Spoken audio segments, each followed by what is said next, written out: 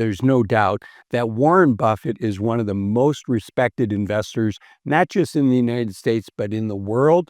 So today's video is going to get me in trouble, but I think it's an important message that you need to hear, which is these are 5 reasons to not listen to Warren Buffett. So I'm going to share these 5 reasons. Then I'm going to share what Warren thinks individuals like you and I should invest, how we should invest. And then finally, I'll conclude with my own views, having been a financial advisor, now retired, but having done that for 20 years. So let's jump in. The first item, why we should not listen to Warren Buffett, is in our case, we only need to win once. Warren is trying to win each and every year, which is very different than us. We're trying to provide a financial foundation for the things we want to do. We want to be financially independent. We want to be able to enjoy our retirement years, our golden years, the youth of our senior years without having to worry about running out of money. We want to be able to fund the things that are important to us, the things that were on our bucket list for all these years. So we only have to win once. And once we've won, job number 1 becomes protecting that nest egg. Number 2 is related to this. Warren doesn't just want to win one year. He wants to win year after year after year. In fact, if you look at the first page of his letter to shareholders that he issues every year, the very first page of that report shows his performance year by year versus the S&P 500. Now, he needs to do that year after year. It's what have you done for me lately? So his goal is different than our goal. His goal every year is to beat the S&P 500. That would be a nice goal for us to have, but by having that as a goal, we may put ourselves in a situation that's not a match for our investment profile, our investment goals, our risk tolerance, our time horizons, our liquidity needs. So our goals, our situation is very different than Warren. So that's number 2. Number 3 is related as well, and that is our time horizons and our liquidity needs are different than Warren Buffett's. Our time horizon is probably shorter, even though Warren Buffett just turned 90 years old. Our time horizon is likely shorter than the time horizon that he's looking at the investments that he makes in Berkshire Hathaway. Now, again, towards the end of this, I'm going to talk about what Warren's suggestion is for individuals like us. So we'll get into time horizons and liquidity needs. But one of the keys, and I think Warren would agree with me on this, one of the keys to investment success is to not ever become what I call a forced seller in a down market. Now, what do I mean by that? What I mean is to avoid being in a situation where we have to sell stocks at a loss. And people get into that for a variety of situations. The way people like you and I typically get into it is we need money for our living expenses, or we have an unexpected expense come up. And that's why we have an emergency fund, so we don't have to sell stocks. If something unexpected comes up, we break an arm, we break a leg, something like that, we have cash available. And then it also speaks to our asset allocation, what percent of our portfolio is in stocks versus bonds. And when it comes to your bonds, I want you to think of your bonds not as a percent, but how many years worth of living expenses could you fund with something that's stable and secure, something like short-term, high quality bonds in your portfolio that hopefully would not go down much in value if your stocks are down. So we have something to fund our expenses. Okay, so that's time horizon, that's liquidity. The next one is, most of us are not deploying billions of dollars. So we're not locked into investing in large companies. The whole investment world is our oyster, and we get to choose what's best for us. I'm going to share more on this later. So that's the 4th one. And then the 5th one is, Warren Buffett is a professional. This is what he does for fun. It's why, even though he's one of the richest people in the world, he has not retired until he just announced his retirement. He's gonna retire at the end of 2025, but he's 90 years old, and he loves doing this and pours his heart and soul and time into it. We're not professionals. Many of us have many interests outside of investing, and we're not doing the deep research that Warren is doing. We're gonna talk more about that in a minute. So now I want to transition into how Warren Buffett thinks we should invest, and then I'll conclude with my views on this as well. Before we go there, I want to thank our video sponsor. It's Chapter. Chapter provides free Medicare advice for people that call into the phone number here or use the QR code here. They have experts on their team that are licensed to provide advice on Medicare. And our medical cost in retirement, even with Medicare, is going to be substantial. In fact, Fidelity Investment tells us it's going to be about $165,000 per person from the time we turn 65 and for the rest of our lives during that whole period. $165,000 per person.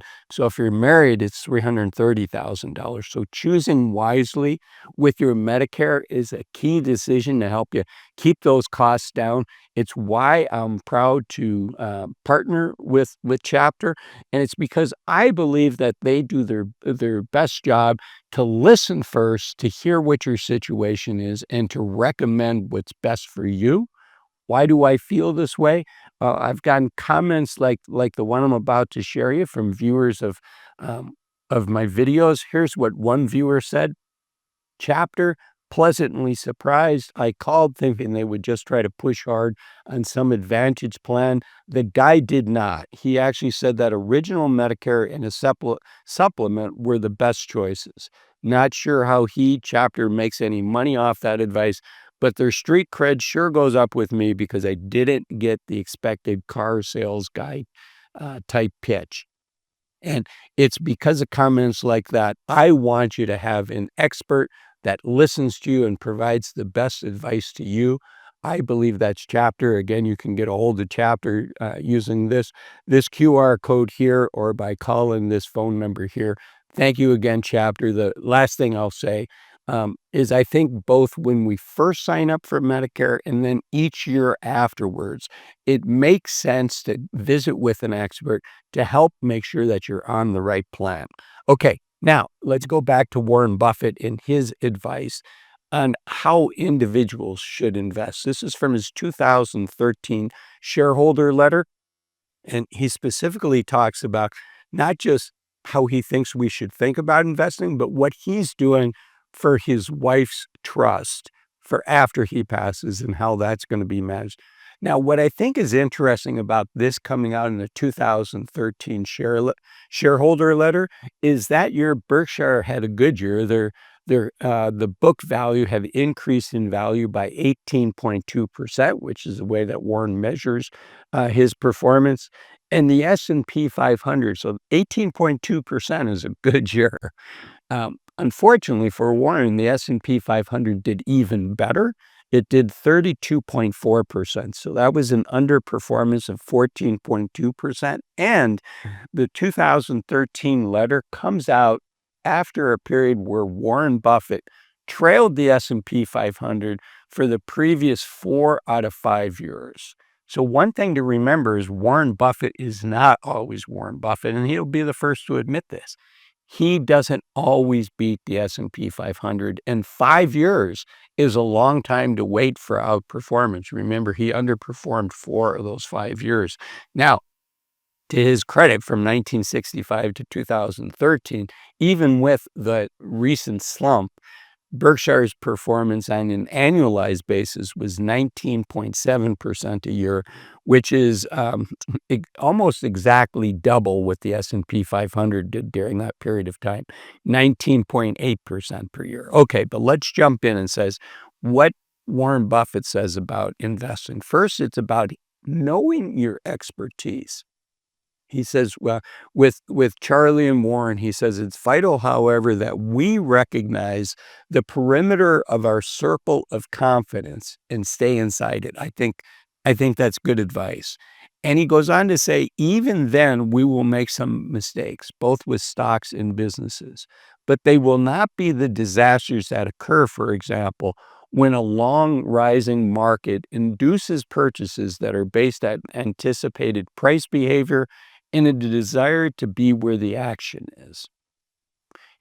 Most investors, of course, have not made the study of business prospects a priority in their lives, which is what I was talking. Warren, this is what he does. He's just passionate about this. Warren goes on to say, if wise, they will conclude they do not know enough about specific businesses to predict their future earning power. That's the base of how Warren Buffett invests. He wants to be able to predict what the future earnings are going to be so that he can decide what's a fair price for that company. So what is the non-professional to do? Warren addresses that. Their goal should not be to pick winners. Neither he nor his helpers can do that, but rather their goal should be to own a cross-section of businesses in an aggregate that are bound to do well. A low-cost S&P 500 fund will achieve that goal. Okay, let's keep going. So Warren likes the S&P 500, and he says, so that's the what of the non-professional. The when is also important, when being timing.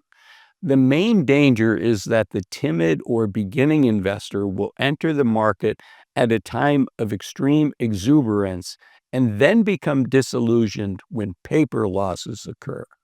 The antidote to that kind of mistiming is for an investor to accumulate shares over a long period and to never sell when the news is bad and the stocks are well off the high. Here we go. He's going to share what his advice to the trustee of his wife's trust is. He says his advice could not be more simple. Put 10% of the cash in short-term government bonds and 90% in very low-cost S&P 500, and he suggests Vanguard. Warren goes on to say, I believe the trust's long-term results from this policy will be superior to those attained by most investors, whether pension funds, institutions, or individuals who employ high manager fees. Now, I'm going to share my thoughts on this, but importantly, I want you to note that what he's saying is this, he's talking about performance. The performance will be superior. But I want to take us back to our goal. Right? Warren Buffett's wife is probably inheriting a fair amount of money. I don't know.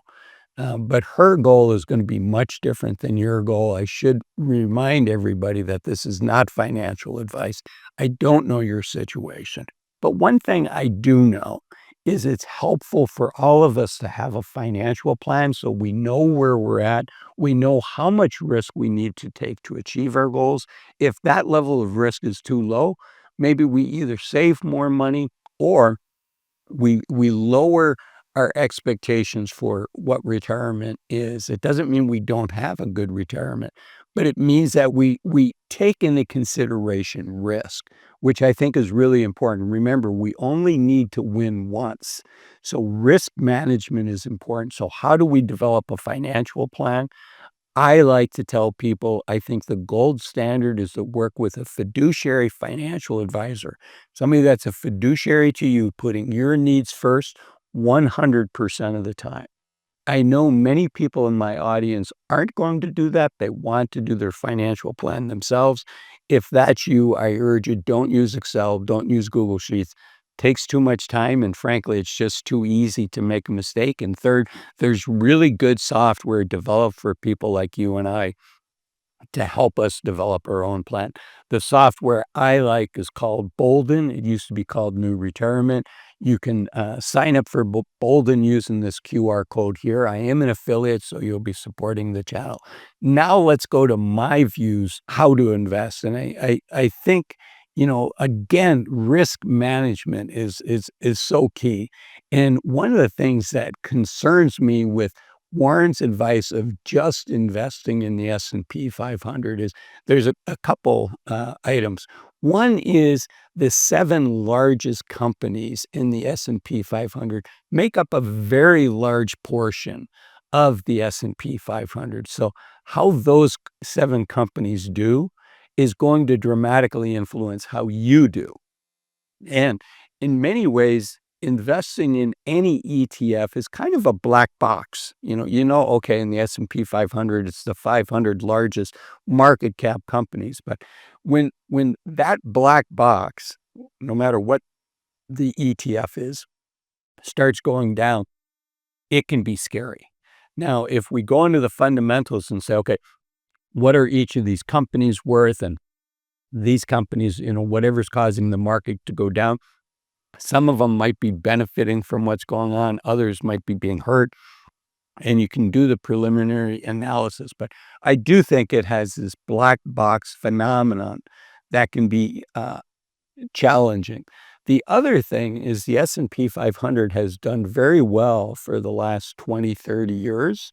And it could go out of favor. And if it goes out of favor and doesn't get that price appreciation that we've seen in the past, let's say that international stocks do better, or small cap stocks do better, or value stocks do better than growth stocks. And let's say the S&P 500 underperforms relative to the other investment choices that we have. If it underperforms for a year or two, that's probably not an issue for most of us. But if it underperforms for 5, 7, or 10 years, that could be a challenge. So I'm more of a fan of a diversified portfolio, if only for sleep at night factor and the ability to hold on to that stock, which is one of the things that Warren talked about, is to hold on to your investments for a long period of time. It can be hard to hold on to something that's out of favor for 5, 6, 7, or 10 years. Where if you're in a diversified portfolio, there's likely going to be something in your portfolio that is doing well when maybe the S&P 500 is not doing well. So in general, I think Warren's advice is great. The 90-10 would be an unusually high equity exposure for a retiree. Again, not financial advice, but remember, we only have to win once. So take no more risk than we need to achieve our goals. And if you like this video, speaking of achieving your goal, the next video that I think you'll enjoy of mine is 8 things to stop doing in your 50s and 60s in order to enjoy your journey until retirement. I'll see you in that video. Bye-bye.